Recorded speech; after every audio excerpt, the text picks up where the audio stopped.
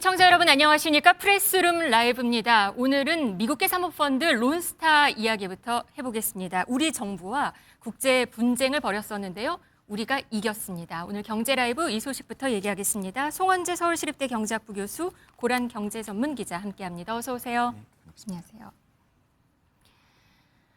네, 미국계 사모펀드 론스타 2003년에 외환은행을 싼 값에 사서 비싸게 팔아서 또 많은 돈을 번 펀드입니다. 그러면서 먹튀 논란도 있었었는데요. 론스타는 한국 정부 때문에 손해를 봤다면서 국제 분쟁을 벌인 펀드입니다. 우리가 승소하기까지는 13년이 걸렸었는데요. 관련 목소리 들어보시겠습니다.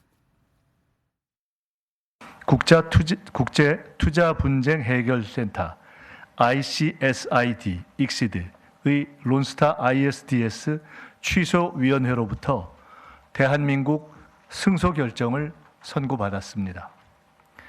취소위원회는 2022년 8월 30일자 중재 판정에서 인정했던 배상금 원금 2억 1,650만 달러 및 이에 대한 이자 지급 의무를 모두 취소하였습니다. 네, 2억 1,650만 달러. 여기에다가 이자 비용까지 하면은 4천억 원 정도 되는 것으로 우리 돈으로 환산이 되는데요. 고 기자, 이 결국 소송 비용까지 받아냈다면서요? 네네. 어차피 소송을 제기했을 때 보자면 소송을 제기한 측이 비용을 이제 부담하는 원칙이 있잖아요. 네. 우리도 이제 원고가 이기거나 뭐 이렇게 됐을 때 그것까지 받아낸 거고요. 일단 무슨 일이 있었냐를 보자면 이게 너무 복잡합니다. 네. 출발은 뭐냐면 론스타가 외환은행을 2003년에 사들였습니다. 근데 사실 이제 역삼동에 혹시 그 강남 파이낸스 센터로 지금 쓰고 있는 그 건물 예전에는 스타타워였거든요. 네. 그게 론스타가 사들인 겁니다. 이 론스타 같은 경우에는요, 우리가 이제 외환위기를 맞으면서 정말 알짜 우량 자산이 헐값에 나오는 경우가 굉장히 많았습니다. 그걸 사들인 게 주로 이제 외국계 사모펀드들이 많이 사들였고요.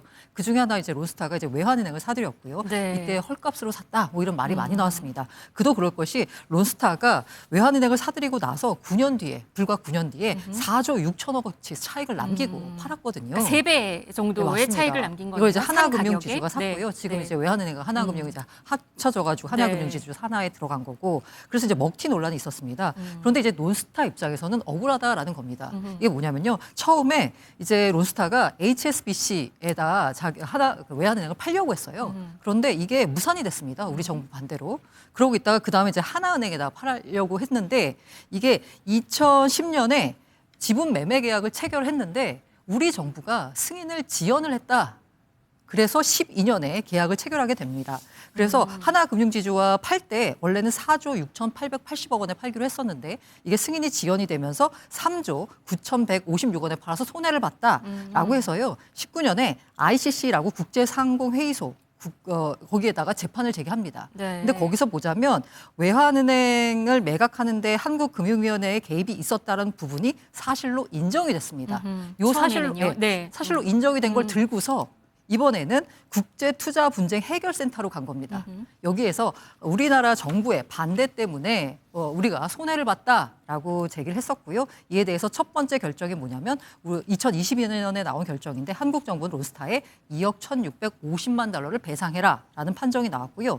근데 이 과정에서 앞서 말씀드린 제가 ICC라고 하는 국제상공회의소 거기서 나온 어떤 결과를 가지고 이 그 ICSID 여기에다가 신청을 한 거거든요. 네. 그런데 이게 우리 정부 측에서는 절차상의 문제가 있다라고 제기를 했었고요. 이 중재재판정부에서 취소위원회에서 문제가 있었던 거 맞다. 그럼 이 결정을 취소해라라고 판결이 나오면서 여기에다가 73억 소송비까지 우리가 돌려받게 된 겁니다. 네, 하여튼 우리가 승소하기까지는 13년이 걸렸고 결국 우리는 이겼습니다. 그런데 이 절차 위반 얘기를 하셨는데 절차 위반을 놓고 끝까지 물고 늘어졌다. 그래서 승소할 수 있었다. 이런 얘기가 있거든요. 한번 담당자 목소리 들어보시겠습니다. 올해 1월에 런던에서 3일 동안의 구술 심리가 있었습니다. 이 취소위원들이 적법 절차 위반에 대한 부분들에 대해서 상당히 많은 질문들을 하신 건 사실입니다. 네, 절차 위반 얘기. 이번 승소가 사실은 이렇게까지 이기기가 쉽지 않은 굉장히 그 확률적으로 되게 낮은 거였는데 우리가 이긴 거라고 들리거든요. 네, 맞습니다. 그 히바케토 승소 확률 뭐 1.6%라는 그런 기사도 나왔는데요. 네, 실제로 1.6%요? 그러니까 이런 네. 중재 재판이 있었을 경우에 네. 이렇게 당사국이 승소한 경우가 1.6%밖에 안 됐다는 얘기거든요. 네. 근데 사실 이게 IS 이게 굉장히 어려운 것이 이게 투자자와 그다음에 국가 간의 어떤 분쟁을 네. 중재하는 그런 IS 그러니까 Investor State Dispute Settlement라 그래서요. 네. 그러니까 이게 결국은 무슨 얘기냐면 해외 투자자들을 보호하는 정책이에요. 그렇지만 또 한편으로는 또 해외 투자를 활성화시키기 위한 정책이기도 합니다. 네. 이제 해외 투자자들이 어느 나라에 이제 투자를 하는데 갑자기 그 나라에서 새로운 정책이나 규제가 생겨요. 그것 때문에 손해를 볼 수 있잖아요. 네. 그럴 경우에 이제 분쟁을 제기하고 거기에 대해서 손해를 배상할 수 있게 해주는 제도이거든요. 네. 근데 되게 어려운 것이 투자자는 사실은 그 국가에서 어떠한 정책이나 규제가 나올지 모르고 투자를 하는 상태란 말이죠. 네. 근데 한편으로는 국가에서는 그 나라도 마찬가지예요. 그 새로운 경제 상황이라든가 새로운 질서 때문에 규제를 해야 되는 상황이 생길 수도 있어요. 따라서 이게 과연 해외 투자자가 국가의 어찌 보면 국가의 주권인데요. 이 주권에 대항할 수 있는 권한이 있는 것이냐에 대해 사실 지금까지 논란의 여지가 있었습니다. 네. 따라서 그러니까 투자자, 방금 말 인베스터랑 그렇죠. 스테이트, 그러니까 국가와 투자자의 이 분쟁을 하는 거서 그렇죠. 그렇게 얘기를 하시는 거군요. 근데 이제 취지가 원래부터 네. 투자자를 보호하고 네. 그렇게 함으로써 해외 투자를 활성화하기 위해서 도입된 제도이기 때문에 사실은 투자자가 더 유리하게 그러니까 승소할 확률이 높았던 그러한 네. 제도인데요. 네. 이번에 절차상의 문제를 제기했던 것은 사실은 아까 그 고란 기자님 말씀하신 것처럼 그 ICSID 되게 발음은 어렵네요. 근데 여기에서 이제 한국 정부가 론스타에 2억 1,650만 달러 배상하라고 했던 판결 과정에서 당사국인 한국 정부가 배제됐거든요. 참여하지 않았었어요. 네. 그래서 사실은 왜 우리가 이럴 수밖에 없었는지 아까 지금 논란이 있던 것은 사실 외환은행의 헐값 매각에 대해서 굉장히 국내 여론이 안 좋았습니다. 그렇죠. 그래서 혹시 그 과정에서 어떤 불법적인 게 있었는지에 대해서 금융당국이 면밀하게 검토하는 과정에서 시간이 소요된 것이거든요. 그러니까 그것에 대해서 충분히 소명을 했어야 했음에도 불구하고 못한 것에 대해서 사실 절차상의 문제가 있었다 제기를 했고 네. 그것을 이번에 이 위원회에서 우리의 의견을 받아준 것으로 그렇게 이해할 수 있습니다. 근데 론스타 오늘 아침에 새로운 소송을 또 제기하겠다 뭐 이런 얘기도 했거든요. 그러면 또 제기할 수 있는 건가요? 뭐 얼마든지 자유니까 할 수 네. 있는데 사실 이렇게 국제사법이라는 것이 되게 어려워요. 왜냐하면 판결은 났더라도 그래서 예를 들어서 뭐 얼마를 배상해라고 했을 경우에 안 해도 이걸 강제적으로 추징할 수 있는 기관이 없어요. 사실 그래서 이게 중재가 되는 것이고 제 생각으로는 아마도 한국 정부가 이제 다시 한번 얘기를 할 것 같긴 해요. 네. 그래서 이걸 끝내는 게 서로에게 좋다. 그러니까 어찌 보면 우리 정부에서 그럼 소송 비용은 우리가 안 받겠다. 그러니까 더 이상 문제 제기하지 말자. 이런 식으로 또 새롭게 중재가 협상이 이루어질 수도 있는 그러한 사건입니다. 이렇게 이해하시면 될 것 같습니다. 네, 이 론스타의 외환은행 인수와 매각 얘기는 헐값 논란도 있었는데요. 영화화 되기도 했습니다. 이름도 블랙머니였어요. 영화 제목이. 네네.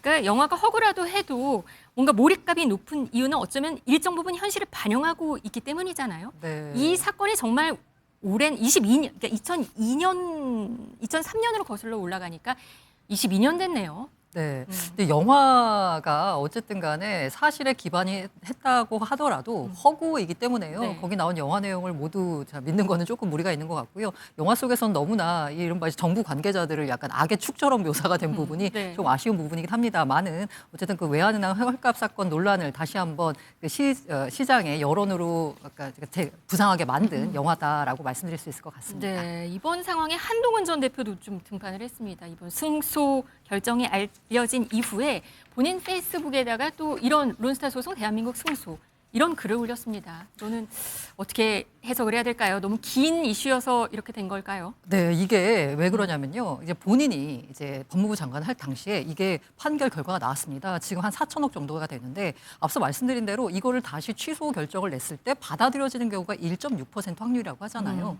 확률이 워낙 낮기 때문에 이걸 다시 다시 끝까지 다퉈볼 만한지보다 일각에서는 그런 얘기가 나왔어요. 이자라도 덜 주려면 지금이라도 합의하는 게 낫다. 야, 어차피 이렇게 확률이 낮은데 만약에 지금은 합의 안 하고 소송을 끌다 보면 이자 비용이 또 천문학적으로 불어난다라고 해서 다시 한번 소송을 제기할 때 우리가 이걸 취소해달라라고 네. 소송을 제기할 때 회의적인 시각이 많았습니다.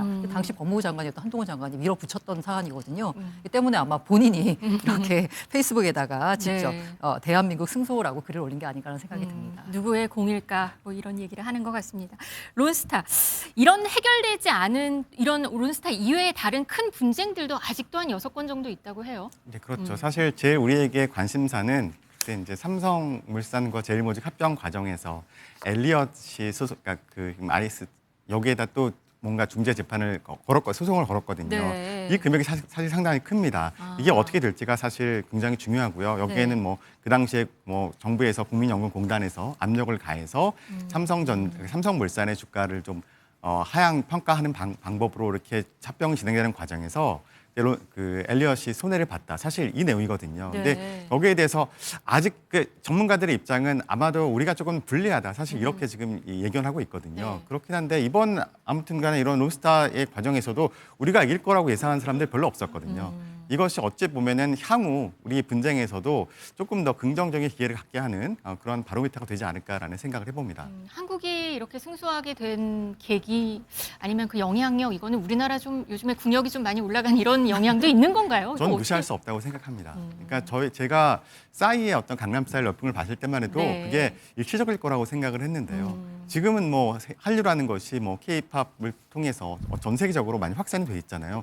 그러니까 아무래도 중대위원들이 영향을 받을 수밖에 없을 것 같아요. 네. 그래서 예전에는 새로운 어떤 증거를 제시해도 주의 깊게 보지 않았다면 지금 한 번이라도 더 보려고 하는 노력을 하지 않을까? 노력. 그런 것들이 분명히 저는 소송 과정에서 작용을 할 것이라고 생각을 합니다. 네, 알겠습니다.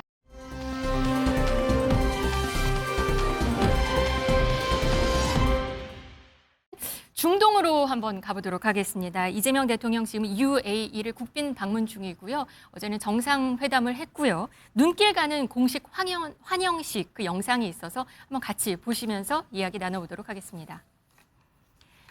네, 이재명 대통령이 탑승한 차량입니다. 이 공식 환영식에 입장하는 모습인데요. 양쪽 옆에 보면은 UAE 현지 소녀들이라고 합니다. 풀어헤친 긴 머리카락을 북소리에 맞춰서 흔들고 있는 겁니다. 지금 현장에 소리 들리는데 이게 북소리라고 해요. 네네네.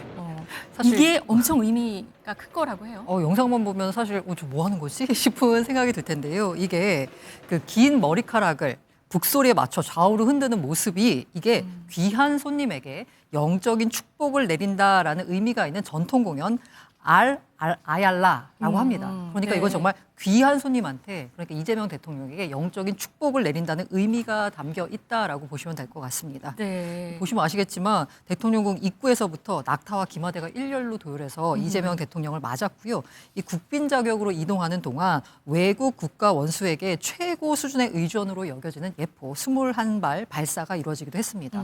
게다가 대통령궁 상공에서는 이 대통령 도착에 맞춰서 날아오른 항공기가 이 태극기 상징색인 빨간색과 파란색 연기를 뿜으면서 고개 비용을 했다라고 합니다. 네, 지금 보이는 네. 화면입니다. 네, 이게 맞습니다. 빨간색과 파란색 이게 우리나라 태극기를 상징하는 네네. 의미라고요. 그야말로 최고의 의전을 선보였다. 그만큼 이재명 대통령을 환영한다라고 볼 수 있겠죠. 네, 그 내무부 청사 앞에 뭐 역대 가장 큰 크기의 태극기도 네, 보였다고 맞습니다. 해요. 그리고 랜드마크에서도 어떤 건물 외벽에 태극기 모양 조명 같은 걸 지금 이 화면이에요. 이 사진. 네, 그뿐만이 아니고요. 뭐 그랜드 모스크, 관공서, 공항 주요 기관에 태극기가 대대적으로 개양이 됐다라고 합니다. 네, 다른 행사들도 좀 인상 깊은 것들이 있었어요. 뭐 UAE의 음악대가 울고 넘는 박달재 아니면 제3 한강교 이런 우리나라 옛 가요를 오찬 때 이렇게 네네. 들려줬다고 해요. 이것도 의미가 있는 선곡이었다고 합니다. 그 오찬에서도 일단 우리나라 식재료를 활용한 메뉴를 준비했고요. 그 UAE 음악대가 말씀하신 울고 넘는 박달재, 제3 한강교 등을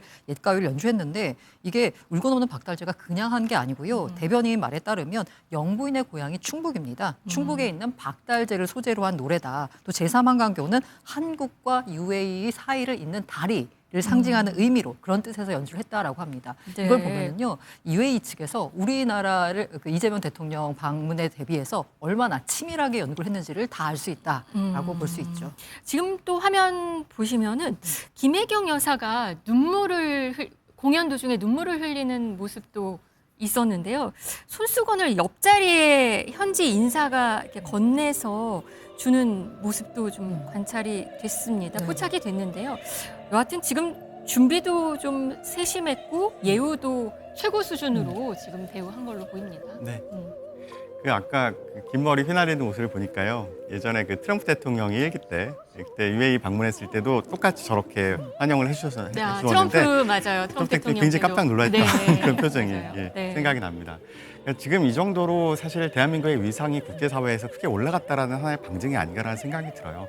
어찌 보면 이재명 대통령한테는 굉장히 큰 호재가 되겠죠. 그러니까 UAE와의 어떤 이 방문이 결과적으로는 경제적인 성과로도 귀결될 가능성이 굉장히 높단 말이죠. 네. 따라서 우리가 APEC 정상회담의 성공에 이어서 두 번째 외교적인 하나의 성과라고 우리가 평가할 만한 그런 방문이었다. 이렇게 나중에 아마 평가를 할 것 같습니다. 네, 한국 UAE 정상회담에서도 성과가 꽤 있었습니다. 관련 내용 한번 들어보시겠습니다. 국방, 방산, 인공지능, 원자력, 보건, 의료 등 양국 모두에게 경쟁력과 전략적 중요성이 큰 분야가 참으로 많습니다. تشمل الاقتصاد والطاقة والتكنولوجيا والاستدامة والثقافة والدفاع وتكنولوجيا الدفاع وغيرها من القطاعات الحيوية. 완성형 가치사슬 협력 모델 구축으로 150억 불 규모 이상의 방산 수출 사업에 우리 방산 기업의 수주 가능성을 높이게 될 것입니다. 중동, 아프리카는 물론이고 유럽, 북미 등 제3국 시장을 확보할 수 있는 교두보가 마련될 것입니다.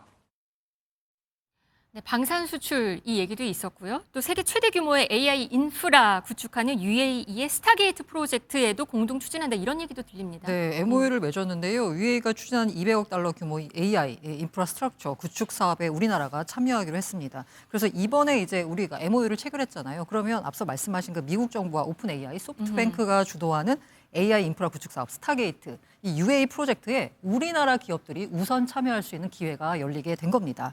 이 발표에 따르면요, UAE 스타게이트 프로젝트가 아부다비의 최대 5기가와트 규모의 AI 데이터 센터 클러스터 구축을 목표로 하고 있는데 여기에 우리나라 기업이 우선적으로 참여할 수 있는 길이 열렸다라고 보시면 됩니다. 네, UAE 석유가 많아서 사실 좀 경제력이 부강한 나라잖아요. 근데 지금 AI 쪽에 상당 부분 투자를 하려는 느낌입니다. 요즘 나오는 소식들 들어보면. 지금 전 세계에 어찌 보면 AI가 가장 큰 화두이잖아요. 네. 그래서 AI를 AI 산업을 활성화시키기 위해서는 결국 데이터 센터 구축을 해야 되고 또 데이터 센터 구축한 것을 또 운영하기 위해서는 상당한 전력이 필요하고 따라서 인프라스트럭처에 대한 투자가 굉장히 많이 요구되는 그런 산업이거든요. 네. 그러니까 지금 석유 수출을 통해서 쌓아놓은 국부를 AI 투자에 지금 활용을 하겠다라는 UAE의 전략이고 그다음에 네. 우리나라에서도 앞으로 향후 AI 관련돼서 엄청나게 네. 투자하겠다는 정부 방침이 있었잖아요. 네. 두 국가의 이해관계가 맞아 떨어져서 이러한 MOU가 이루어졌다 이렇게 평가할 수 있을 것 같습니다. 앞으로도 그러면 잘 이루어진다면 우리나라한테는 호재로 작용할 수 있다고 보는 거죠. 예, 아마도 사실 MOU라는 것이 구속력이 있는 것은 아니지만 그래도 분명히 그 UAE와의 관계는 특히 원전 수출부터 시작해서 우리나라 굉장히 오랫동안 관계가 유지되었었거든요. 그러니까 아마 이명박 정부 때부터 관계가 거슬러 올라갈 거예요. 근데 그 관계가 지금까지 거의 20년에 걸쳐서 돈독하게 이루어져 왔기 때문에 저는 계약까지 이루어질 가능성이 굉장히 높다고 봅니다. 제2의 중동붐 넘을 수 있을까요? 그랬으면 좋겠어요. 정말 네. 이렇게 해서 한국 경제가 좀 돌파구를 찾았으면 좋겠다는 생각이 듭니다. 네, 오늘은 한국 UAE 기업인들의 과 경제 협력을 논의하는 그런 자리가 있는데요. 또 어떤 내용이 나오는지 지켜보겠습니다. 여기에는 이재용 삼성전자 회장, 정의선 현대차그룹 회장, 그리고 김동관 하나그룹 부회장, 조주환 LG전자 CEO들 다 모인다고 하니까요. 또 어떤 내용이 나오는지 저희도 내일 또 전해드리도록 하겠습니다.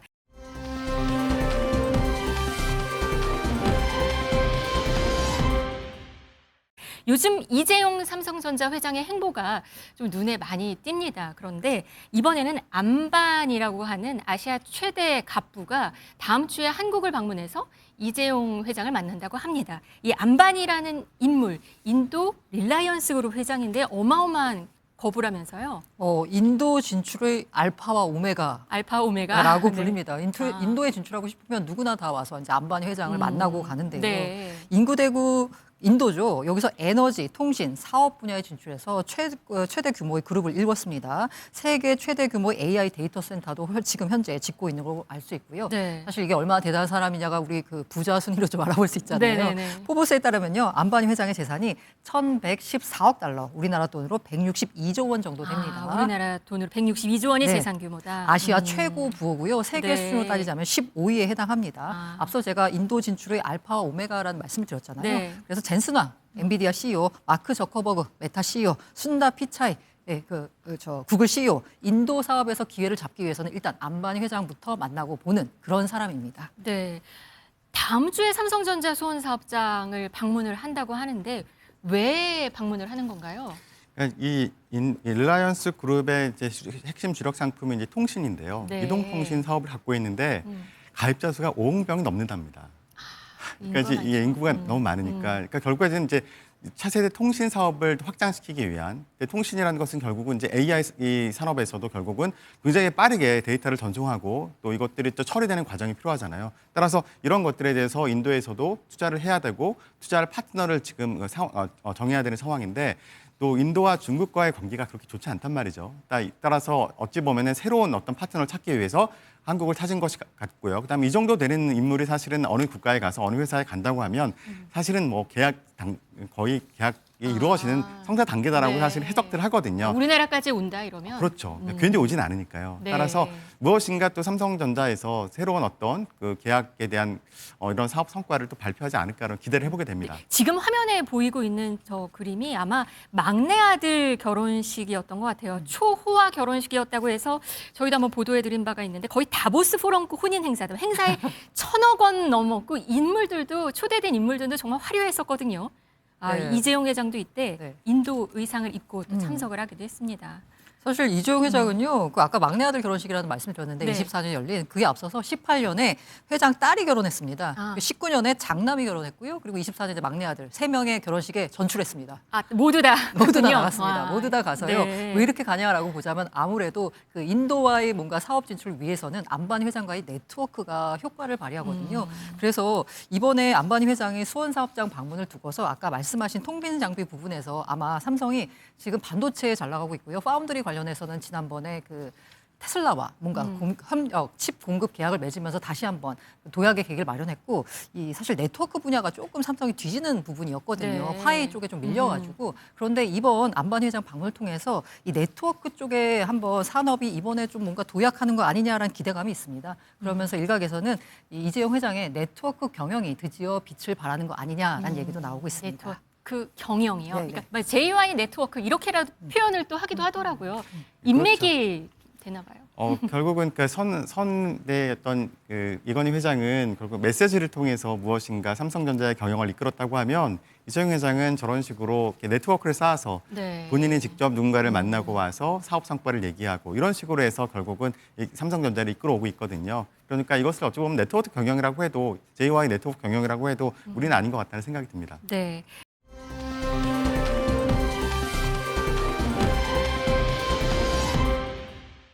이번엔 중국과 일본 얘기 좀 해보겠습니다. 중국과 일본 사이 요즘에 심상치 않다 말씀드린 적이 있었는데요. 상황은 더 악화일로로 가는 것 같습니다. 어제는 양국 외교 실무자가 만났는데요.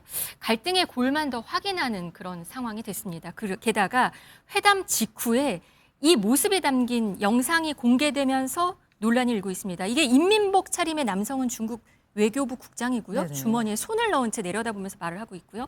옆에 남성은 일본 외무성 국장입니다. 고개를 숙인 채 좀 약간 시종일관 저자세로 보이기도 하는데요. 일본 측이 약간 굴욕으로 느낄 수도 있는 영상인데 이게 중국 정부가 의도적으로 공개했다라는 분석도 있어요. 저 사진 영상만 놓고 보면은 완전히 일본이 굴욕적인 모습이잖아요. 사실 이게 사실 뭐 어떤 상황 하에서 그런 모습이 잠깐 나왔을 수 있었던 시더라도 그걸 공개한다는 얘기는 이걸 보여주겠다, 만반에 보여주겠다라는 의미잖아요.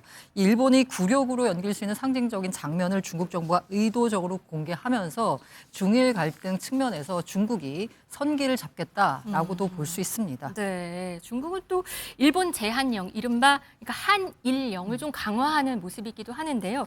일본 애니메이션 짱구가 못 말려 이건 아예 개봉을 못했다고 하고요. 지금 중국 베이징의 영화관도 이미 개봉한 영화관, 일본 영화에 대해서는 사람들이 가지 않는다고 합니다. 저희 특파원이 한번 베이징의 한 영화관에 가봤는데 한번 그 영상 보시겠습니다.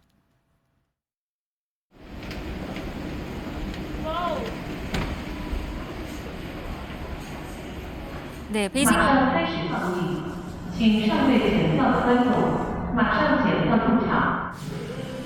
네, 영화가 시작된다는 지금 안내 방송이 나왔는데 극장 안으로 들어가는 사람 한 명도 찾아볼 수 없는 거의 텅 빈 영화관입니다.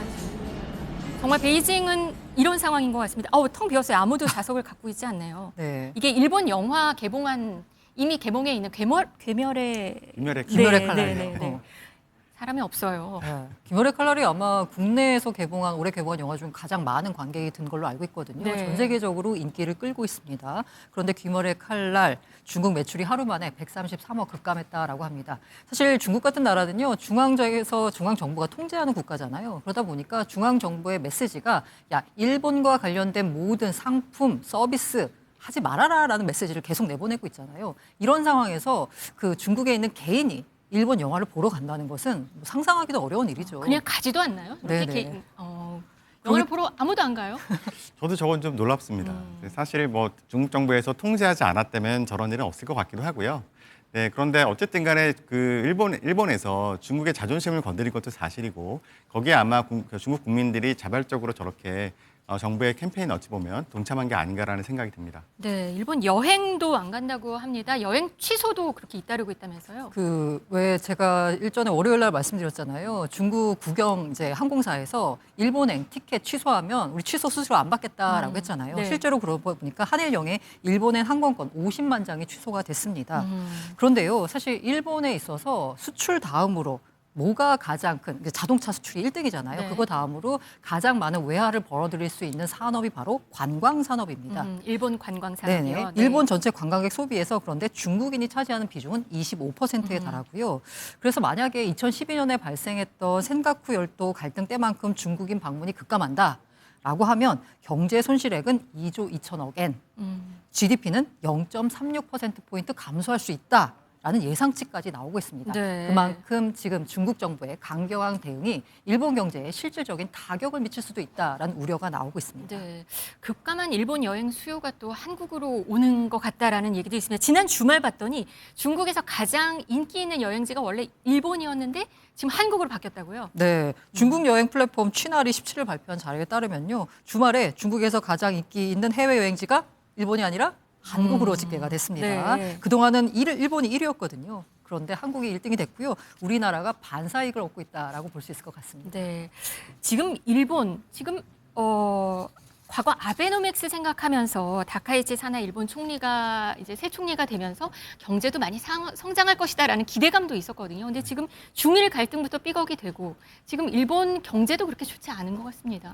그렇죠. 그러니까 지금 결국 일본 경제가 지금 계속 침체 일로에 있다는 판단하에 지금 추가 경정 예산을 편성하고 집행하겠다는 발표를 했고요. 네. 그럼 예산을 마련해야 되기 때문에 이걸 국채 발행하겠다고 했단 말이죠. 근데 국채 발행 규모가 굉장히 커요. 네, 그렇기 때문에 결국은 국채 가격이 하락할 수밖에 없고 그러면 금리가 올라갈 수 있는 그런 상황입니다. 그러니까 지금 원래 아베노믹스에서는 굉장히 많은 양적 완화를 해서 네. 사실 금리를 좀 낮추는 쪽으로 많이 갔단 말이에요. 네네. 자, 그런데 지금 그 반대 상황으로 갈 것 같고 그다음에 일본의 엔화도 지금 굉장히 큰 약세가 이루어질 것 같고 이러니까 뭔가 돌파구를 찾아야 되잖아요. 근데 돌파구를 찾는데 경제적인 돌파구도 찾아야겠지만 또 정치적인 어떤 지지를 받아야 되기 때문에 네. 그런 강경 보수 우파에게 이런 메시지를 전하는 게 아닌가 이렇게 해석하는 전문가들이 있는 것 같습니다. 강경 보수파의 메시지를 정하는데 결과적으로 일본 여행 산업도 이렇게 안 좋아지면 또 다시 역풍을 맞는 거 아닌가요? 그럴 수 있죠. 따라서 어느 순간 이제 발을 빼고 화해하는 제스처를 취해야 될 것 같은데요. 사실 저는 금방 할 거라고 생각을 했었어요. 아, 그래요? 네, 그런데 이번에 아마 저런 영상을 중국에서 공개한 거를 봐서는 우리가 금방 화해하지는 않겠다라는 의지를 표명한 것 같거든요. 네. 그러니까 일본 경제에 미치는 영향이 어느 정도 있을 것 같고요. 또 이것이 이제 결국 일본에서 결국 이제 서비스 수지가 되겠죠. 관광 수지가 굉장히 큰데 플러스 요인인데 이것이 만약에 뭐 우리나라로 좀 넘어온다고 하면 사실 우리 경제는 어느 정도 약간의 호재가 될 수 있다. 이렇게 판단할 수 있을 것 같습니다. 네. 뭐 증시, 채권, 외환 시장 지금 다 일본이 안 좋아요. 그거는 또 어떻게 될 걸로 지금 전망들이 나오나요? 뭐 증시 같은 경우는 뭐 안 좋다는 말씀 주셨지만 얼마 전까지 뭐 사상 그래서 최고치를 순식간이에요, 보니까. 경신하기도 했지만 네. 잠깐 어제 보니까 안 네. 좋아요. 지금 근데 좀 약간 시점이 안 좋은 게요. 이른바 이제 사나이 노믹스라고 해서 이제 아베노믹스를 계승하는 사나이 노믹스를 펼친다라고 해서 일본 경제를 다시 한번 부활시키겠다는 적극적인 의지를 표명하자마자 이런 일이 닥쳤거든요. 네. 때문에 아마 다카이치 총리가 맞은 지금 현재 취임 이후에 최대 위기 상황이 아닐까라는 생각이 듭니다. 이걸 잘 헤쳐나야지 일본이 다시 한번 뭐 도약할 수 있는 계기를 마련할 텐데요. 그 아베노믹스 때와 지금 사나이노믹스 때의 상황이 제일 다른 건 뭐냐면 아베노믹스 때는 아무리 돈을 풀어도 물가가 오르지 않았습니다. 때문에 마음 놓고 풀 수 있었거든요. 그런데 지금은 일본의 물가가 올라온 상황이고요. 물가 상승을 우려해서 일본은행은 기준금리 상승까지 인상까지 고려하는 상황입니다. 이 때문에 사나이노믹스의 앞으로의 길은 쉽지 않다라는 게 대체적인 시장의 분석입니다. 네, 알겠습니다. 오늘은 일본 상황까지 알아봤습니다. 오늘 경제 라이브는 여기까지 전해드리겠습니다. 송원재 교수, 고란 기자 함께했습니다. 고맙습니다.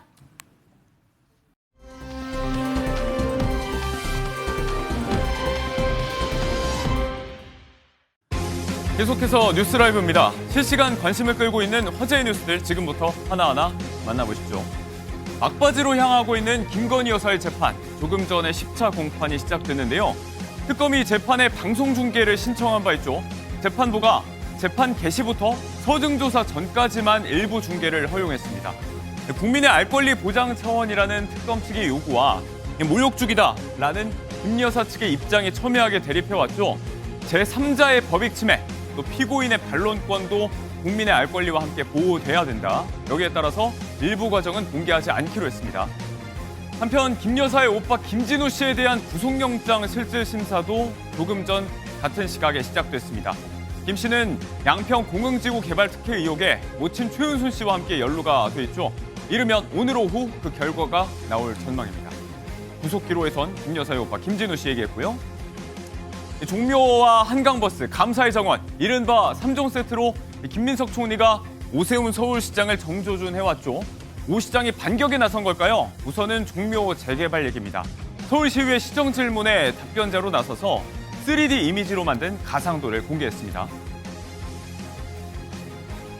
세운 2구역까지를 포함해서 다 완성이 된다 하더라도 종묘의 경관이 이 정도를 가지고 눈이 가려지고 숨이 막히고 기가 눌리는 정도는 아니라고 저희는 보는 겁니다. 숨이 턱 막힙니까? 아닙니다. 지난 김민석 총리의 우려를 정면 반박하는 내용이죠. 시야각과 거리, 높이 등을 고려했을 때 주변 경관을 크게 훼손하는 것은 아니라는 겁니다. 직접 김 총리를 겨냥한 발언도 나왔습니다. 부처 간에 갈등과 충돌이 있을 때 총리는 중간자적 입장에서 갈등을 조정하라고 있는 게 총리직이라고 저는 이해합니다. 왜 처음에 이걸 이런 식으로 극한 갈등 국면에 그 화력을 보태시는지 저는 참 이해할 수가 없었습니다. 저는 이 문제를 대화와 토론을 통해서 해결하기를 원합니다. 토론 제안이 한 차례 더 나왔죠. 김 총리가 여기에 응할까요? 일단 어제는 내란조사 TF 추진 이야기하면서 한 발 비켜선 모양새였는데요. 연일 이 두 사람의 입을 주목하고 있는 정치권입니다. 어제 국회 운영위 회의에선 또 구성이 나왔습니다. 이번 언쟁의 중심에는 부동산 그리고 김용범 정책실장의 딸이 있었습니다. 영상부터 한번 보실까요? 따님한테 임대주택 살라고 얘기하고 싶으세요? 어떻게 그때 가족을 막 엮어가지고 그렇게 말씀하세요? 제 딸이 전세 그 갭 투자한다고 그런 식으로 말씀하셨잖아요. 갭 투자 안 했어요. 전후 맥락을 좀 보면 김 실장의 딸이 사는 집에 대한 야당의 공세가 먼저 있었고 여기에 내년도 정책대출 예산이 줄었다는 지적에 재차 딸 문제가 언급됐습니다. 그러니까 이렇게 언성을 높여서 반발한 겁니다. 마이크가 꺼진 뒤에도 이 김은혜 의원과 김 실장 두 사람의 설전이 계속됐는데요. 옆에 앉은 우상호 수석 그리고 여권에서도 만류하는 모습이 있었습니다. 이중도 그렇고 말이죠. 안 된다니까 지금. 정책실장! 지금 뭐 하는 겁니까? 여기 정책실장 화내는 거는 것입니까? 송구합니다. 김병기 위원장이 버럭했죠. 이날 회의에선 또 지난 10.15 부동산 대책 수립 때 9월 통계가 없었다는 김 실장의 과거 국회 답변을 놓고도 그 위증 여부 공방이 벌어졌는데요. 부동산과 가족, 가장 민감한 이야기로 달아올랐던 어제 운영위 회의장 모습 잠깐 보셨습니다. 자, 그리고 전직 대통령으로는 처음입니다. 문재인 전 대통령이 유튜버가 됐습니다. 직접 운영하는 이 평산서점의 유튜브 채널에 출연을 했죠. 김어준 씨가 운영하는 겸손방송국의 제작을 맡았고 탁현민 국회의장 행사자문 기획관과 함께 나와서 책 소개를 하고 퇴임 후 일상도 공개했는데요. 공개된 지 이틀이 조금 지났는데 조회수 6만에 8천여 개가 넘는 댓글이 달리면서 관심을 끌고 있습니다. 이런 가운데 일부 여권 지지층에서는 비판의 글도 올라오고 있습니다. 정치적인 메시지로 비칠 수 있다는 우려도 나왔는데요. 특히 퇴임 후 잊혀진 대통령이 되고 싶다고 했던 이 과거의 발언이 자주 소환되고 있습니다. 잊혀지는 것의 의미, 탁현민 기획관은 이렇게 얘기했습니다. 그 잊혀진다는 게 현실 정치로부터 한 걸음 떨어져서 이제는 생활인으로 혹은 전 대통령으로서 품위와 품격을 지키면서 사시는 모습 아닐까요? 그게 잊혀지는 거 아닐까요? 내년 지방선거를 염두에 둔 건 아니냐는 질문엔 대단한 발상이라고 꼬집으면서 분명히 얘기하지만 책 얘기하는 거라고 강조했습니다. 문 전 대통령은 매주 고정 출연해서 추천 도서를 소개할 예정으로 알려졌습니다. 자, 그리고 그 시즌이 돌아왔습니다. 캐럴 연금이라고 하죠. 우리에게도 너무나 익숙한 머라이어 캐리의 All I Want for Christmas is You. 다시 한번 빌보드 톱10에 진입할 것으로 예상이 되고 있습니다. 많이들 아시죠, 이 노래. 역사상 가장 오랜 기간 빌보드 메인 차트에 머문 솔로 여성 가수의 노래가 될 전망인데요. 매년 본인에게 저작권료로만 우리 돈 36억 원 가량이 입금되고 있다고 하죠. 올해도 어김없이 크리스마스가 다가오면서 미국 내 스트리밍이 급증하고 있다고 하는데요. 아직 한 달도 넘게 남았잖아요. 노래를 부른 당사자는요. Not yet. 아직은 아니다. 자꾸 본인을 이 노래를 찾고 있는 사람들에게 조금 더 기다리라고 쇼츠까지 만들어서 이렇게 올렸습니다. 네, 그래도 연말이 다가오니까 일찍부터 설레는 마음들은 여기나 저기나 비슷한 것 같습니다.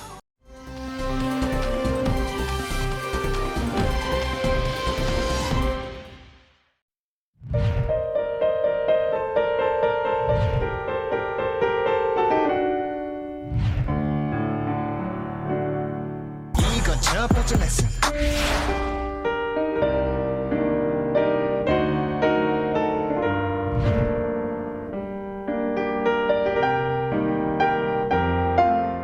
이제 두 번째 레슨.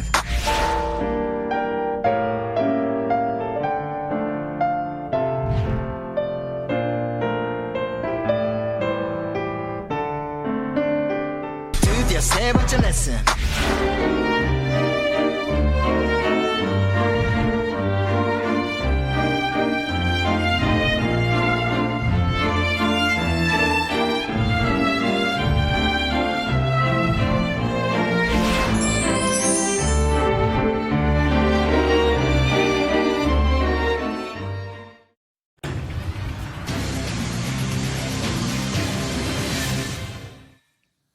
네, 뭐하고 사나 뭐먹고 사나 고민을 하는 유한솔의 오늘 뭐 사니 바로 시작을 해보도록 하겠습니다. 영상에서 보신 것처럼 오늘은요. 노후 준비에 대한 가장 현실적인 이야기, 자산관리, 재테크 이런 이야기 준비를 해봤는데요. 자, 일타수강생 박진아 아나운서 자리했고요. 오늘은요. 미래에셋 투자와 연금센터 이상건 센터장님을 모시고 관련 이야기 들어보도록 하겠습니다. 어서 오세요. 네, 반갑습니다. 네. 일선에서 실질적인 이런 고민하는 분들 많이 만나고 계실 텐데 예. 자, 오늘 좋은 레슨을 좀 부탁드리겠습니다. 예, 열심히 하겠습니다. 네, 좋습니다.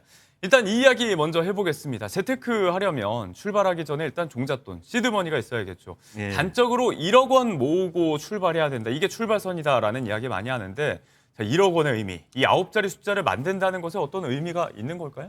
워렌 버핏 아시죠? 최근에 예. 은퇴를 하셨는데 이분의 파트너가 이제 몇 년 전에 작고하신 찰리 멍거라는 분입니다. 이분이 이제 한 얘기 중에 예. 이분은 투자의 현이라는 말을 들으시는 분인데 이분이 그 얘기를 해요. 첫 번째 10만 달러를 모으는 게 가장 어려웠다. 그게 가장 중요하다. 예. 그 10만 달러면 이제 환율로 계산해 보게 되면 우리 돈으로는 14억이 15억인데 그렇죠. 현실적으로 그러니까 1억 4천에서 1억 5천 되겠죠. 예. 우리나라 돈은 우리가 체감하는 건 한 1억 정도일 것 같아요. 네. 그 1억 정도를 모아 보시면 경험해 보신 분은 아시겠지만 돈을 대하는 태도가 바뀌어요. 왜냐하면 이렇게 어렵게 번 돈이거든요. 예. 어렵게 모은 돈을 가지게 되면 이 돈에 대해서 여러 가지 생각을 하게 됩니다. 어떻게 운용을 할까? 어떻게 더 좋은 투자처가 있을까? 예. 이런 식으로 생각하기 때문에 1억을 굉장히 어떤 교두보 같은 거로 얘기를 하는 거고요. 예. 이 저축은 사실은 우리 어떤 저축을 대하는 태도가 굉장히 중요해요. 그러니까 찰리 멍거도 이런 얘기를 합니다. 예. 저축하지 않는 사람은 그 누구도 도와줄 수 없다. 그다음에 미국의 철강왕이었던 앤드류 카네기도 이런 네. 얘기를 합니다. 부자들의 표시가 뭔지 아느냐. 그들은 항상 번 것보다 덜 썼다. 가난했을 때나 네. 부자였을 때나. 플러스의 흐름이 계속 돼야 된다. 예, 그렇죠. 그래서 여러분들께서 이 저축이 좀 어려우신 분들은 두 가지를 생각하셨으면 좋겠는데 네. 첫 번째, 돈이란 것은 휘발해요. 만지면 날아가요. 그렇기 때문에 자동이체 시켜서 그냥 고정비처럼 생각해야 돼요. 예. 저축하는 금액을. 그냥 이제 매달 나가는 돈이라고 못 그쵸. 박아둬야 된다. 그냥 나가는 돈이라 생각하셔야 돼요. 내가 저축하는 돈이 아니라. 그다음에 두 번째는 뭐냐면 적자 생존. 적으셔야 됩니다. 저축이 안 되시는 적자가 분. 그 적자군요. 예, 그러니까 적는 자가 살아남는 거예요. 예. 그러니까 뭐 가계부가 됐든 네. 뭐 현금 출표가 됐든 이렇게 적어보셔서 내 소비를 어떻게 통제하시는 습관을 들이셔야 예. 우리가 이제 1억 원이라는 교두보까지 나갈 수가 있는 거죠. 자, 이게 지금 출발선이 될 수 있다. 예. 이렇게 소비 패턴 잘 형성하고 또 저축 잘해서 열심히 해서 1억을 모았어요. 이제 이 다음은 어떻게 해야 하는가? 결국 이게 오늘 이야기의 본질이 될 것 같은데 예. 자, 저희의 목표 일단 오늘 저희가 세운 건 노후 준비입니다. 예. 노후에 얼마나 돈이 필요할지. 지금 4050은 이 1억 원에서 출발해서 예. 노후 자금으로 얼마 정도를 마련을 해둬야 되는지 이런 이게 부분 이야기를 좀 해주시죠. 저희가 이제 이런 자료를 볼 때 가장 기본적으로 보는 게 그리고 가장 뭐 광범위하게 조사를 하고 있는 것이고 국민연금연구원에서 조사한 자료를 많이 봅니다. 그러니까 적정 생활비라는 개념인데 296만 9천 원이에요. 쉽게 생각하시면 월 300만 원 정도를 네. 지금 이게 적정하다고 보고 있는 겁니다.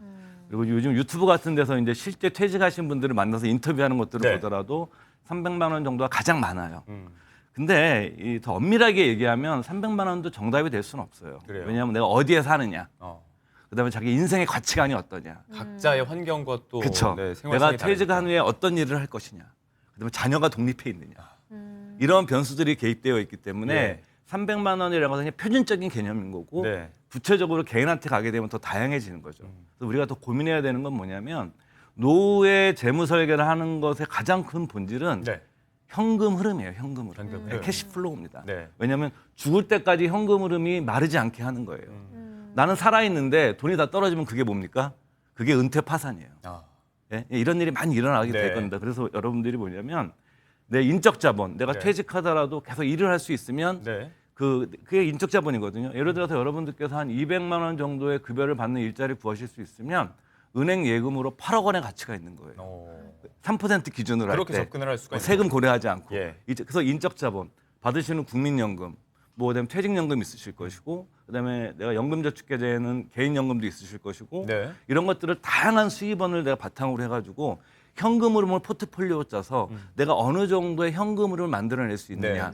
이거를 고민하시는 것이 사실 노후 재무 설계의 알파이자 오메가입니다. 네, 단순히 이제 얼마가 필요하다보다는 예. 자신이 처한 환경을 좀 고려해서 예. 그 어떤 현금 흐름을 좀 집중해서 좀 살펴봐야 된다. 예, 맞습니다. 세대별로 연금 설계 전략이 다르긴 하겠지만요. 은퇴를 앞둔 50대가 매달 100만 원씩 여윳돈이 있다면 이걸 예. 어떻게 활용하면 좋을까요? 이건 이제 보통 나이가 드시면 저도 50대 후반이지만 보통 안전해야 된다고 생각해야 되는데 그 관념부터 버리셔야 돼요. 왜 그러냐면 뭐 간단한 지표 중에 하나가 통화량 지표 같은 게 있습니다. 네. 그러니까 돈이 많이 풀렸다고 그러잖아요. 네. 한국은행에서 86년도부터 통계한 그 데이터가 있는데 지금까지 통화량이 몇 배 정도 증가했을 것 같으세요? 통화량 증가? 예. 예, 84배입니다. 아, 그래요? 그다음에 이게 2000년대 더 가파르게 증가하고 속도도 빨라집니다. 네. 왜 그러냐면은 금융위기가 있었고요. 그다음에 코로나 팬데믹이 있으면서 각국 정부가 돈을 많이 풀었고 지금 또 풀고 있어요. 왜냐하면 뭐 양극화도 심해지고 노인 인구가 많아지게 되면 복지비도 증가하기 때문에 계속 통화량이 증가합니다. 여러분들께서 만약에 내가 안전하다고 생각하고 100만 원을 전부 다 예금에 넣는다. 네. 근데 나는 90세까지 살아요. 네. 근데 50세입니다. 40년 동안 어떤 일이 생기겠어요? 화폐 가치는 계속 떨어질 겁니다. 예. 그렇기 때문에 저는 100만 원이 저한테 있다 그러면 네. 50만 원은 그냥 뭐 소위 말하는 안전한 예금이나 적금을 넣을 것이고 50만 원은 저는 투자 상품에 넣어서 네. 뭐 ETF가 됐든 아니면 펀드가 됐든 요즘 뭐 인덱스 펀드 같은 것도 많이 하시니까 네. 이렇게 투자 상품을 통해서 장기적으로 운용하는 방법을 추천하겠습니다. 저는. 네. 단순히 뭐 예금 계좌에 넣고 뭐 안전하게 관리하겠다 이 정도로 많이 부족하다는 거죠. 그렇죠. 왜냐하면은 돈이라는 건 세월이 흘러가게 되면 그 인플레이션이라는 게 있어요. 물가 상승률. 우리 물가를 두고 보이지 않는 세금이라고 그러거든요. 예. 그러니까 돈의 가치 계속 떨어집니다. 그러니까 노후의 생활비를 우리가 조달한다는 건 뭐냐면 내가 노후에 쓸 돈에 대한 화폐의 구매력을 지켜야 돼요. 예. 근데 내가 지금 너무 심장이 벌렁벌렁해서 투자 못하신 분들 계시잖아요. 네. 그러니까 이런 분들이 그래서 나눠서 하는 겁니다. 네. 절반 정도는 그냥 네. 마음 편한 곳에 넣고 네. 절반 정도는 어차피 내 돈의 가치가 떨어질 거기 때문에 장기적으로 네. 투자 상품에 넣어서 인플레이션 해지해야 되는 거죠. 네. 그리고 주변에서 이런 밸런스 질문들이 하나 있습니다. 예. 매월 500만 원씩 받기 평생 또는 당장 10억을 받는다. 둘 중에 하나를 고른다면 무엇을 할 테냐라는 이런 밸런스 게임이 있거든요. 쉽게 얘기하면 이제 네. 연금 복권이냐 로또냐 이 정도로 비유가 될 것도 같아요. 그러니까 사실 저는 하는 일이 이런 일을 하기 때문에 저 같은 경우라면 연금을 선택해요. 단 그 전제가 죽을 때까지 나온다는 전제하에서. 아하. 왜냐면은 우리가 장수 리스크라고 그러거든요. 네. 장수 리스크라는 게 두 가지 의미가 있는 거예요. 내가 죽음의 시점을 선택할 수 없어요. 내가 오래 살아요. 내게 남은 시간을 계산할 수 예. 없다는. 보통 그러거든요. 많은 분들이 평균 수명 생각하세요. 그럼 여성분들 평균 수명 그러면 86세라고 그러는데 지금 40대 여성들 기준으로 몇 살까지 살 것 같으세요? 대부분이. 100세 시대 열렸다는 이야기하니까 네, 그 거의 이상을 내다봐야 90세 넘어서까지 네. 삽니다. 그러니까 60세에 퇴직하시더라도 30년이 남았어요. 어떤 일이 생길지 모르는데 나한테 완벽하게 죽을 때까지 500만 원씩 준다고 그러면 예. 내가 장수 리스크를 거의 대비할 수 있거든요. 그래서 저는 그런 거 선택하겠습니다. 마음 편하게. 네. 예. 자, 그렇게 이제 남은 시간이 많을 수 있는데 각자의 사정이 물론 다를 수 있겠지만 네. 앞서 이야기한 시드머니 1억에서 조금도 나가지 못하고 노후를 맞게 됐다. 그러니까 노후 자금이 한 1억 정도밖에 없다면 여기에서 이제 한정적으로 운용할 수 있는 자금의 문제가 좀 있잖아요. 그러니까 이제 현실적인 얘기로 노후 자금 1억만 있으면 좀 안타까운 얘기지만 노후에 대비가 안 돼요. 당연히 일을 하셔야 돼요. 예. 예. 그리고 실제 이런 분들이 많기 때문에 우리나라가 선진국 클럽이라고 그러는 OECD 국가 중에서 노인의 경제활동 참여율이 세계 1위입니다. 그러니까 뭐 지금 계속 데이터가 갱신돼요. 네. 최근 데이터는 37.3%입니다. 그리고 실질적으로 퇴직하시는 연령이 72.3세예요. 이것도 세계 최고예요. 예. 이건 뭐냐면은 일들을 많이 하고 계시다. 그렇죠. 왜냐하면 노후 자금이 부족하다는 겁니다. 그래서 많은 분들이 뭐냐면은 일단 일자리 어쩔 수 없이 하셔야 돼요. 1억밖에 없으면. 그리고 두 번째 고려해야 되는 게 뭐냐면은 나이가 들면 생각하지도 않았던 이벤트가 발생해요. 그런 게 어떤 거냐면은 뭐 질병 같은 게 올 수도 네. 있고, 뭐 자녀들 문제가 있을 수 있고, 그래서 이제 우리가 원래 이론적으로 재무 설계에서는 최소한 6개월치의 생활비를 예비비로 두라고 그러는데 저는 그것도 부족한 것 같아서 제 생각에는 한 뭐 2년치 정도는 한국에서 있어야 되지 않나 생각해 보면 1억 원이 갖고 계시다 그러면 50% 내지 60% 정도는 네. 그냥 우리가 뭐 CMA라든가 MMF 같은 수시 입출 금식 상품에 넣어놓고 뭐 30-40% 정도로 운용해야 되는데 아까 말씀드린 것처럼 뭐 사람마다 성향은 다르겠지만 제 생각엔 캐시플로우가 중요하기 때문에 네. 뭐 저라면 뭐 배당 관련 ETF나 이런 것들 중에서 좀 괜찮은 것들이 있거든요. 그 몇 개 포트폴리오를 짜가지고 네. 거기서 캐시플로우를 만들어내는 방식으로 저 같은 경우 운용하는 게 지금 그게 뭐냐면 안정성과 그 다음에 수익성을 같이 겸비할 수 있는 방법이라고 생각을 합니다. 네. 그리고 또 하나 위험한 거는 그 은퇴 자금이 작을수록 어떤 분들이 되게 공격화되는 경향이 있어요. 왜냐하면 이게 참 삶이라는 게 아이러니한 건데 네. 10억 원의 1%와 1,000만 원의 1%는 달라요. 그러니까 10억 원 가진 사람은 1%만 내도 돼요. 근데 1,000만 원 가진 사람은 1%가 작으니까 1,000만 원 가지신 분들이 더 공격적으로 투자를 해요. 왜냐하면 10억 있으면 내가 그중에 1,000만 원이 없어지더라도 아무런 문제가 없는데 오히려 이분들은 더 보수적으로 하시죠. 네. 더 안정적으로 하시죠. 그렇기 때문에 금액이 작아지면 많은 분들이 공격화되고 그 단기 고수익의 유혹이 되는데 네. 특히 나이가 드시면 그런 걸 하시면 안 됩니다. 이런 절대. 공격적인 예. 이른바 한탕 심리는 좀 조심해야 돼요. 그러면 조심하셔야죠. 퇴직 이후에도 근로소득이 좀 필요한 경우였고 예. 뭐 건강 등의 리스크 고려해서 예비비도 좀 필요한데 예. 남은 금액 가지고 좀 안전하게 운용을 하셔야 된다 이런 이야기였습니다. 자, 그렇다면 이제 1억 원의 노후 자금은 턱없이 부족할 수 있다는 이야기고 미리 대비할 수 있는 직장인들은 뭘 해야 되는지 이야기를 예. 좀 해보겠습니다. 일단 평균적인 월급을 한 300만 원 정도로 기준점을 잡아보죠. 예. 여기에서 어느 정도를 연금 저축하고 또 여기에 따라서 나중에 얼마 정도 받을 수 있는지 계산을 한번 해볼 수도 있을 것 같아서. 예, 이제 저희가 생각해 볼 수가 있는 게 우리 공식적인 데이터는 가계저축률인데 가계저축률은 5%가 안 돼요. 그러니까 이제 내가 그 월급 받아가지고 예. 내가 마음대로 쓸 수 있는 돈 중에서 5% 이하도밖에 안 됩니다, 우리나라가 현재. 네. 근데 여러분들께서 좀 힘드셔도 노후 준비를 하실 수 있다 그러면 저는 최소 30% 이상은 네. 저축을 해야 된다고 생각하시고 월급이 300만 원이면 그렇게 세금이 많지 않으니까 네. 그냥 다 한다고 가정하게 되면 저는 한 90만 원 정도를 내가 연금저축 계좌로 운용한다고 한번 생각을 해보겠습니다. 네. 그다음에 어디에 투자할 것이냐.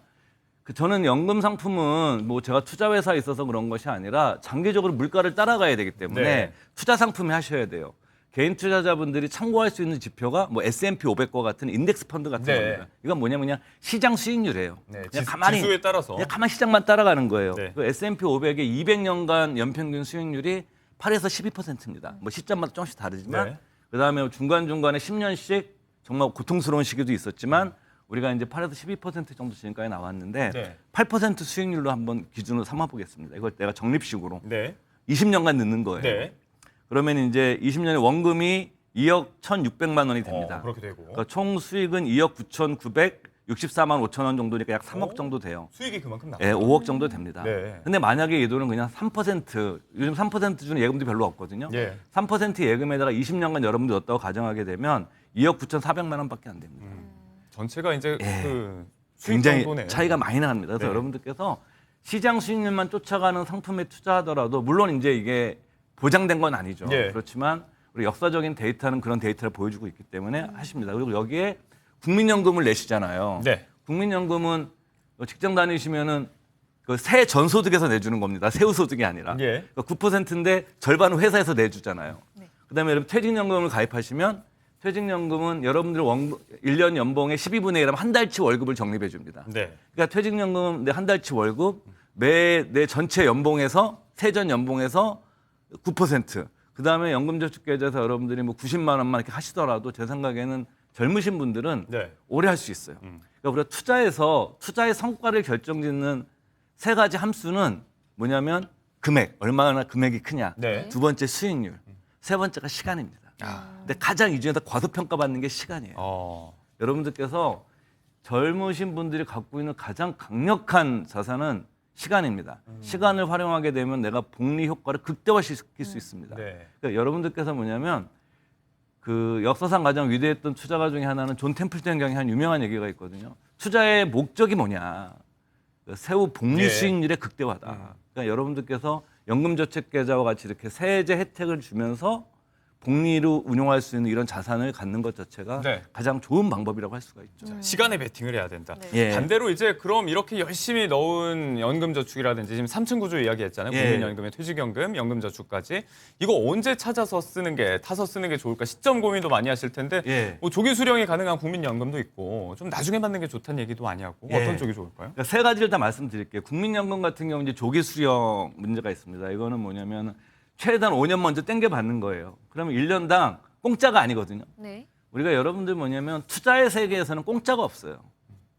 예? 그다음에 소위 말하는 공짜 버스가 없습니다. 그러니까 뭐냐면 1년당 6%씩 깎아요. 네. 5년 받으면 30%가 깎이는 겁니다. 근데 이게 뭐냐면 우리가 원론적으로는 제때 받는 게 제일 좋아요. 제일 좋아요, 사실. 근데 왜냐면 30% 깎이니까. 네. 근데 내가 현실적으로 돈이 너무 없다. 그럼 어떡하겠어요? 각자의 사정이 다르니까. 뭐 어떤 분들이 그런 얘기를 하거든요. 뭐 조기연금 받고 그러면 내가 몇 살까지 사는 게 유리하게 계산하는데 저는 이건 중요하지 않다고 그래요. 왜? 내가 죽는 시점을 예측할 수 없습니다, 인간. 네. 그렇기 때문에 내가 그 현실적인 필요에 의해서 내가 지금 돈이 너무 없다 그럼 받으시고 견딜만 하다. 그럼 제때 받으시는 게 가장 좋은 전략이고요. 네. 두 번째 우리가 여러분들께서 연말정산 받으실 때 연금저축계좌 같은 거 하시는데 그거는 55세 이후에부터 언제든지 인출할 수가 있습니다. 네네. 그건 이제 형편에 따라 하시면 될 것 같고요. 그다음에 세 번째가 퇴직연금입니다. 퇴직을 하시게 되면 퇴직연금이 뭐냐면 개인형 IRP랑 예. 퇴직 IRP랑으로 넘어가요. 의무적으로. 그리고 넘어가 거기서 인출해서 써야 되는데 이거는 뺏어 쓰는 게 좋아요. 세금 문제가 있죠, 이거. 예, 그렇죠. 내가 예를 들어서 10년 동안 나눠 빼면은 30%를 깎아주고 10년 이상이 넘어가면 40% 세금을 예. 깎아줍니다. 그러시길 때 여러분들께서 퇴직연금 같은 경우에는 55세부터 인출하는 게 좋죠. 네. 그렇다면 센터장님이 보시기에 은퇴한 세대가 이것만큼은 절대 하면 안 된다. 이런 게 있을까요? 끝으로 이거 짧게 좀 저는 세 부탁드릴게요. 가지 말씀드리는 게 절대 금융사기 당하면 안 된다. 금융사기가 고령화 사회가 되면 많아집니다. 예. 예, 뭐 인지 기능도 많이 떨어지고 그리고 또 일본이 우리보다 이런 고령화 20년 앞서 있는데 이런 금융사기가 굉장히 많고요. 네. 두 번째 과도한 투자는 하지 않으셔야 됩니다. 그러니까 안전하게 투자하시고 네. 세 번째 무리한 창업. 그러니까 창업 리스크는 굉장히 큽니다. 네. 그래서 무리한 창업 안 하시는 게 좀 좋다고 생각을 합니다. 돌이킬 수 없는 리스크 예. 관리에 좀 방점을 많이 찍어주셨습니다. 저 오늘 미래에셋 투자와 연금센터 이상건 센터장님과 함께 노후 준비, 자산 관리 여러 가지 이야기 들어봤습니다. 고맙습니다. 예, 감사합니다.